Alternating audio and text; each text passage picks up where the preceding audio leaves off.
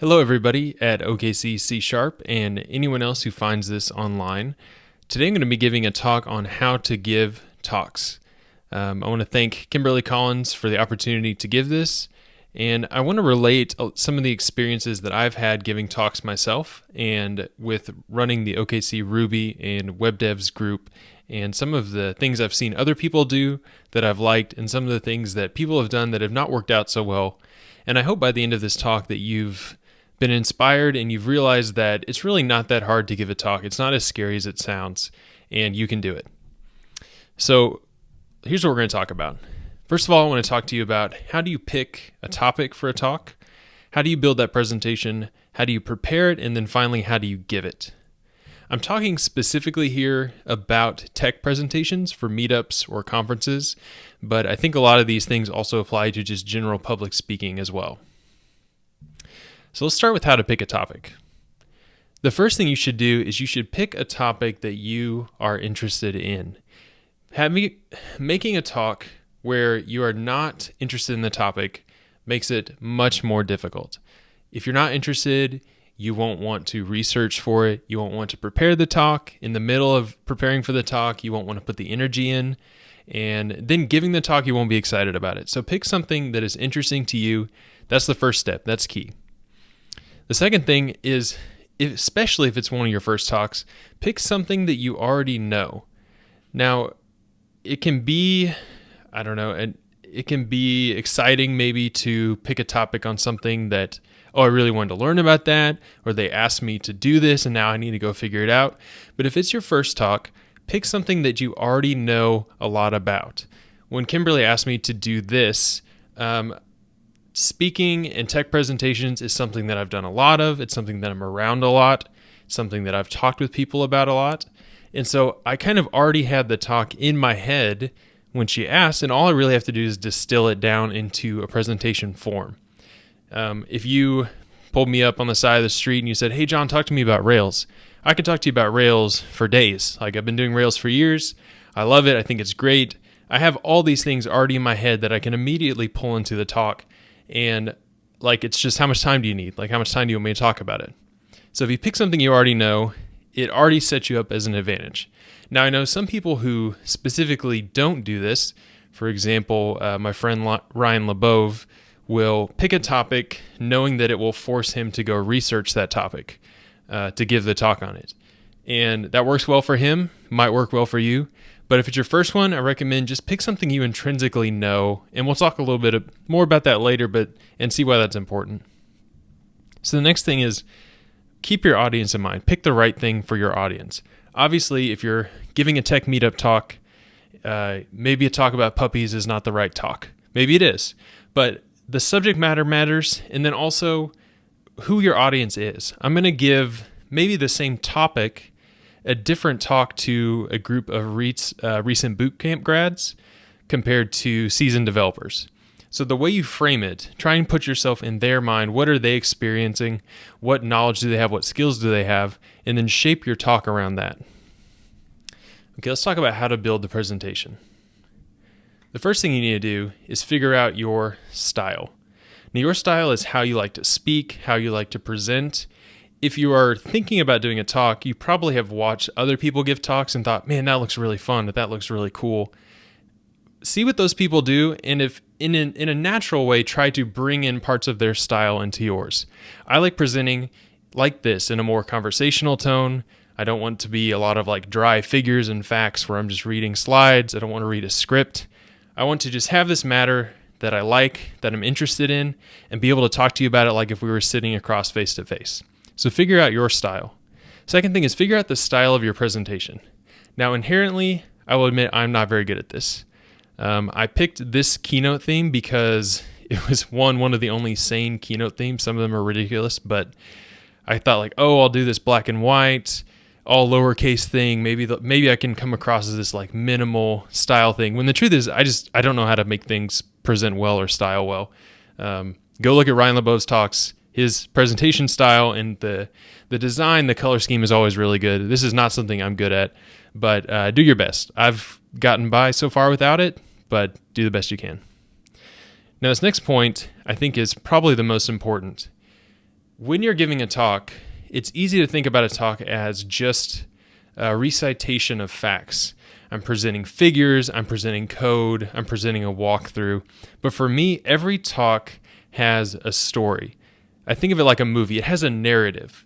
Your audience is starting at a point A, and you want to get them to point B. There's something you're trying to convince them. There's something you're trying to teach them.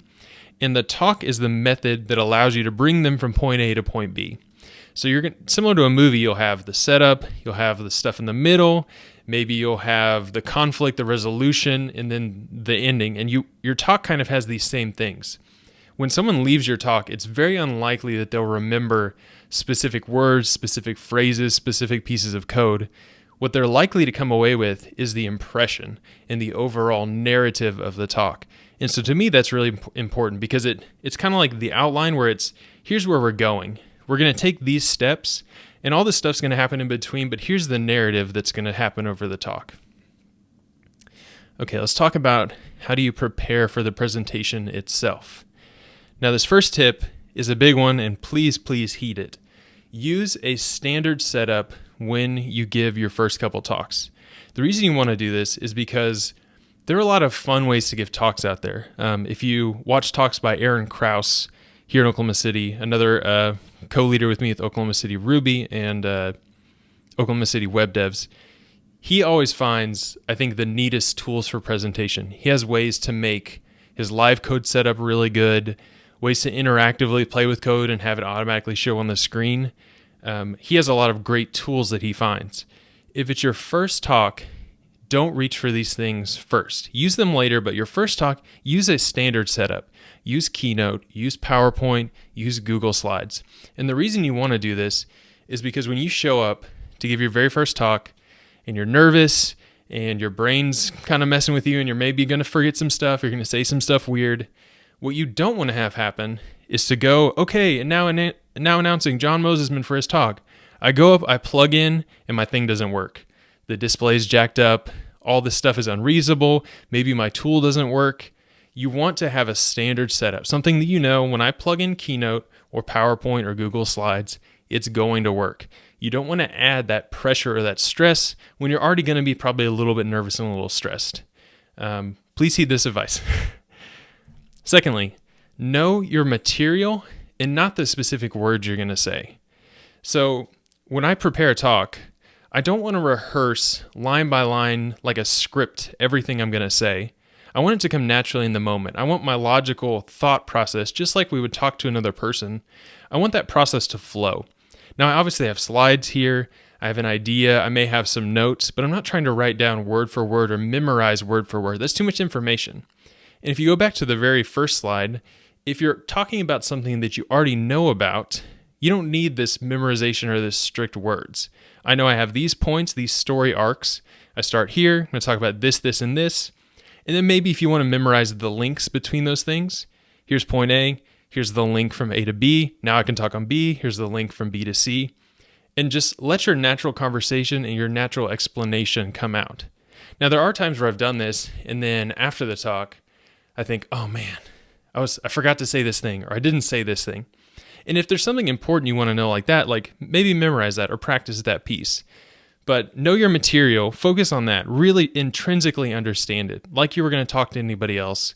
Don't focus so much on the exact words. Okay, so here's something I do. Everyone has their own preparation for giving a talk. I like to do this thing I'm calling walk and mutter. And some people, let's say, they want to give their presentation 3 times. So they'll give it to their dog, they'll give it to their family or their friends or something. I like to, while I'm doing other things, while I'm driving, while I'm cleaning dishes, while I'm, just walking around, I like to kind of mutter and go through the presentation in my head and just barely saying the words. And so I'm practicing forming those thoughts, and it's a way of kind of like extreme visualization. If you've ever heard of an athlete who will visualize the shot they need to make or the play they need to make before they do it to kind of prime the brain, you're kind of priming your brain to follow these thought patterns and to kind of find some of the key words, not the exact words, because the thing I say now is going to be different than the thing that I thought originally, but I'm following that story arc and I'm practicing saying and explaining it. And I'm literally imagining myself, like trying to fully visualize myself giving the talk. And so really, you're kind of giving yourself a test run. And so if you want to talk and say your talk completely out loud, that's totally fine. Do what works for you. Especially if you're around other people, you might be bothering them, or it might be embarrassing to be in here giving a talk, maybe not. But do what works for you. But I like to always just kind of be processing the talk, thinking through it, just kind of muttering the words just barely. As I'm driving down to the talk, I'm rehearsing it. I'm really getting a test run on what I'm giving. Okay, so some tips on how to give the presentation itself. So the first tip is to be early for wherever you need to be. Even as you get experience in giving a talk, you're going to be a little stressed out, might be a little nervous if it's a new group or a new topic or something like that. So be early. Don't give yourself any other added stressors. Running up late to give a talk only will make things worse. So be super early so you can be there. You can kind of get a check for the room. You can set up your slides. You can see that those work. That's the time to figure out that your slides aren't going to work or that you need to adjust your format. So be early. The next thing is bring all the stuff you need. And these are obvious things, but it's easy to forget. Bring water. You don't want to be just about to go on and your throat goes dry and then you're searching for water. Bring a bottle of water. Bring something that has water in it. Bring power for your computer. Don't get up there and then have your computer die. Bring adapters. Any adapters you have. It's kind of a crapshoot on what type of display setup you're going to be looking at and if the adapters are there, so bring those. And then also have prepared some backup slides. So I'll take this presentation, and if I'm going to go downtown to give this talk, I will save it as a PDF and email myself that PDF. So I know that in a worst case scenario, like I'm walking into the building and somebody karate chops my computer out of my hands and it breaks and it's broken, I know that I can give that file, that email with those PDF slides to anybody with a computer, and I can run the talk from those slides. So the next thing is to take a deep breath and try not to be so nervous. I know that's like, oh, don't be nervous. Okay, great tip. So I like to think about nerves in a different way, and I think that helps kind of deal with them better than just saying don't be nervous. Like, don't think of a pink elephant. Like, that doesn't work. You can't just say don't be nervous. So what I like to think of is nerves and anxiousness. It's a physical response. It's that part of your brain that was running from tigers and living in the wild and constantly thinking that you're going to die. It's that part that puts you on edge. And I like to think of it as your body priming itself to give the presentation. You're kind of getting juiced up to do what you need to do. So in that way, like, embrace the nerves. It would be almost a little nerve-wracking to not have nerves going into the presentation. Like, you'd be a little too confident. So use the nerves. It's you priming yourself to give your best performance. And then ultimately, you got to have fun. If you're not having fun, why are you doing it? I mean, there's lots of great reasons to give talks for career benefits. There are personal skills I think you can develop. But ultimately, if you pick a topic you like, if you present it in a way that you like to present it, if you give yourself the best setup you can, the best chance at success, it's fun. It really is. And then when you get done, when you kind of come down off of that slight adrenaline nerve type thing, it is fun. And you're like, oh, that wasn't so bad. I want to do that again. So finally, I want to give you some bonus tips. These are kind of haphazard, but I think they're all kind of important things to remember. So the first thing is try really, really, really hard not to say you're nervous. This is really easy to do, and I'm sure I've done it myself. If it's your first time giving a talk, what you have a tendency to want to do is to get up there and be like, sorry, everyone, I'm really nervous. This is my first time. Because you feel like maybe it will release some of the tension, or maybe you're being honest with them. Like, maybe it feels a little bit like a charlatan to stand up there and pretend like you're not nervous, and you're thinking like, oh, everyone can see I'm totally nervous. Usually, people cannot tell you're nervous. Number one, they probably don't know you very well. Number two, they probably haven't seen you speak. You know, some people have a different presentation style than they do a conversational style. So try not to say this. You're really only possibly hurting yourself by saying it, and there's really nothing to gain from saying it. Everyone there wants you to succeed, even for a selfish reason. Nobody wants to see somebody bomb, because then it's it's weird for them to sit in the audience. So don't handicap yourself before you even start. Like we've already talked about, it's okay to be nervous. Embrace the nerves. Everyone gets nervous. Even now, many years later, after years of playing musical performances, I still get nervous every time, even for little meetup talks. And it's not as much, and I've learned to kind of deal with that better, and it gets better over time, but you're going to be nervous, and that's okay. Next tip is you don't have to fill the whole time. Someone will say, okay, you've got an hour. Talk to us for an hour. Nobody wants to talk for an hour. Nobody wants to listen for an hour. So here's my pro tip for that. If someone says yeah, you've got the full hour, I go in intentionally planning 30 minutes material, and then my trick is to say that there'll be extended Q&A because I really want to have a lot of time for Q&A so you can ask a lot of great questions. So then maybe it's 30 minutes of talk, 10 to 15 minutes of Q&A, and you let people go, and people are fine with that. They're not like, oh, wow, he was totally underprepared. Nobody wants to sit for an hour, okay? It doesn't matter how good you are. Nobody wants to sit and listen for an hour. So prepare the time that you want, prepare the material you think you have, and then be okay to not fill the rest of the time. So if you're way off, if they're like, oh, I've only got 10 minutes of material and they're expecting me to do an hour, you probably need to prep more material. But you don't have to fill the whole time. And also keep in mind, when you give the talk itself, everybody naturally speaks faster. Now you can try and fight that. You can try and think, okay, I need to slow down, need to enunciate more, which are good things. But also know that you will talk much faster than you do in your prep. Everyone does it. It's really hard to do. Hard to fix.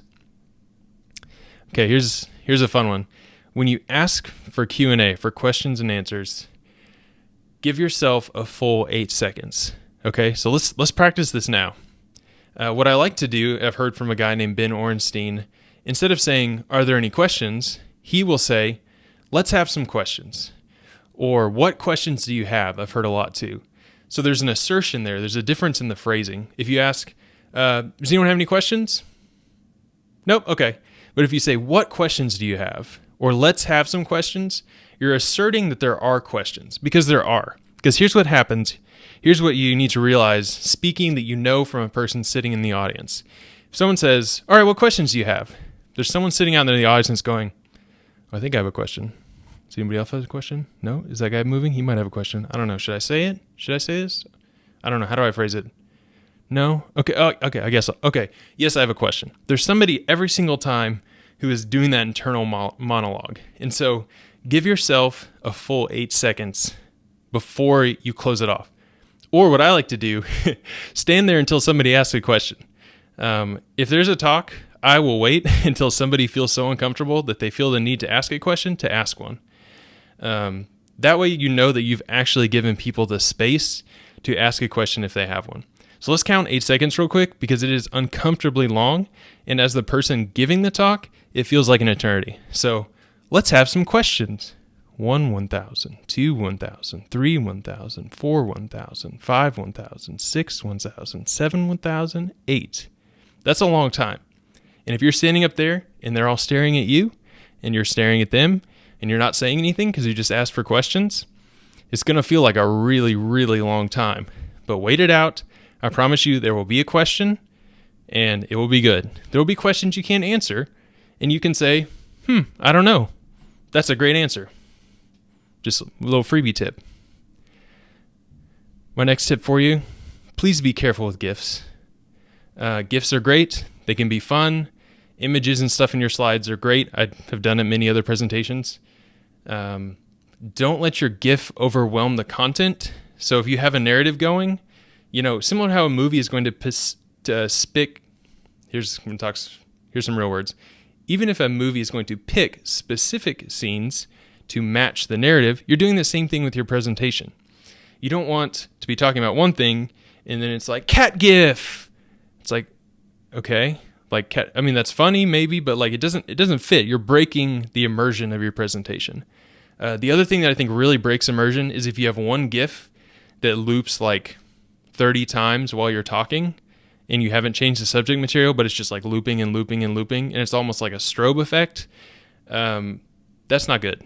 If you're going to use a GIF, make sure it matches, it fits the theme of what you're talking about, and then change off that slide, please. Like, let it run 2 or 3 times, but if people just start watching it loop, it feels like your talk is stuck, and it's stuck in this loop, and so be careful with that. Finally, no one starts out a great speaker. Give yourself the freedom to make mistakes and to not have good talks. It's a skill, and it's something that takes practice, but you can do it. It's totally easy. There are no qualifications to speak. There's nothing that you have to do or earn. You just have to prep a talk and give it, and that's it.